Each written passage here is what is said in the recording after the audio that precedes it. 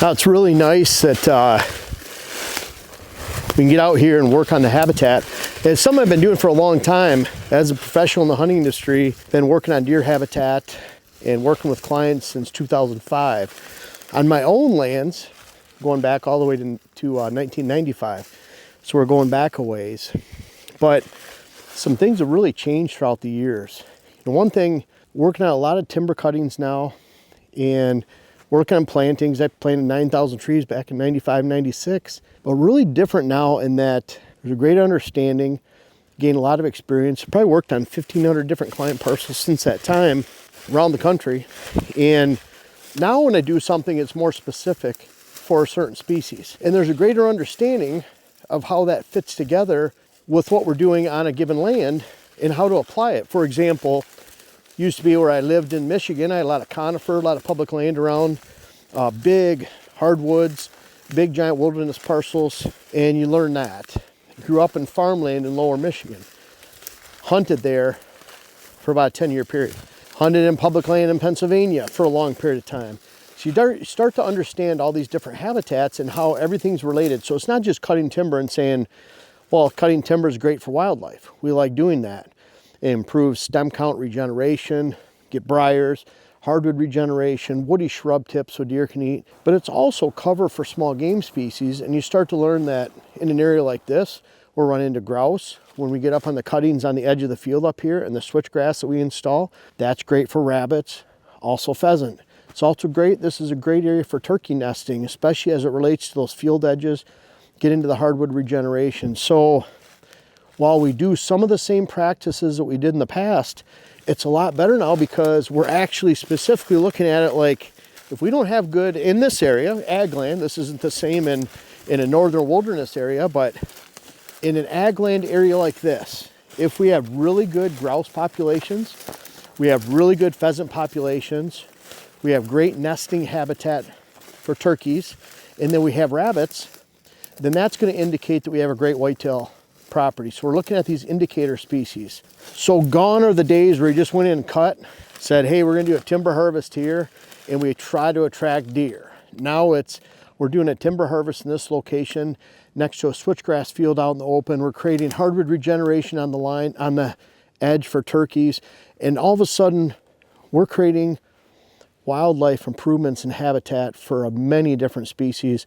I find that whitetails are more, and this has been hammered home to me throughout the decades, that if you put whitetails on a bullseye, hit that with a target, then you're going to encompass a lot more wildlife species. So out in an area like this, we're taking open hardwoods and we're getting a huge amount of sunlight and canopy here. We made these cuttings last winter, and I'm coming through here and I'm seeing briars that are nipped off, getting lots of hardwood regeneration on a lot of our cuttings. We're getting side sprouts on our hinge cuts that are on smaller species, but then we're getting lots of this hardwood regeneration coming in right here. So this is all browse and food and hiding cover for critters. And what's really cool about this is our house is actually up there. To drive all the way around the hollow, we're working out here a lot of times when there's 2 feet of snow, 3 feet of snow. We could not have come out here with anything but a snowmobile.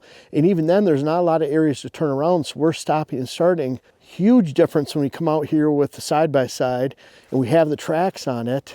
We can go down in our deep ravines. We can go across steep areas, even some of our runoff and creek areas where we have big drop-offs. We can get down and across and on the other side.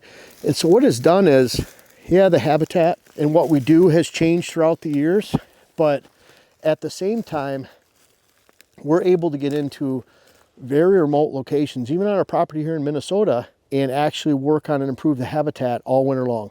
I was out here with the side-by-side last year in deep snow on January 1st, cutting wildlife habitat. We were working all the way through April, early April, and the only thing that stopped us really during that time is we started getting into shed hunting season, looking for whitetail antlers, and then right after that, turkey season. So at some point, we start working into food plots during the summertime, filling water holes, digging in water holes, but in this off season, we're getting to a lot of great places with snow and cold and ice and wet ground and steep terrain, rugged terrain, because we have the tracks on the machine now, and it's been a real blessing. because it allows me to continue to work year round. We also get footage for all this while we're doing it. It's a part of what we do, what we recommend and teach. And so it's turned into my passion, love, and creating wildlife habitat and have more wildlife on the land to actually supporting our career and profession and what I do for a living and intertwining it all together. And the tracks are a key part of that. I hope that makes sense. And kind of cool looking down here. We start to see, you know, the well-worn trail of deer going through these cuttings, and you know they're bedding down here. We had a tree stand right up here where we could watch this during the hunting season. Jen was down here sitting, and this is actually the first time, because our gun season ended yesterday, that we can actually come down here. And again, having the machine to get down here in the steep terrain, not worrying about the snow and ice it's on right now. It's 20 degrees right now. Not worrying about any of that, just getting down here and enjoying the, looking at rub right here. But just enjoying the habitat and seeing how much growth there is. I'm actually amazed at how much grew back here, because this was just open hardwoods down here. So being able to observe and check this area out, let alone build it in the off season, awesome. It's something I've been doing for a long time, but to be able to get down here with the tracks and take advantage of this during inclement weather, bad weather, deep snows, cold weather, not to mention the machine's heated. We're very fortunate with that too, but very blessed to have that and continue producing whitetail habitat and wildlife habitat in that combination at an even higher level than ever before.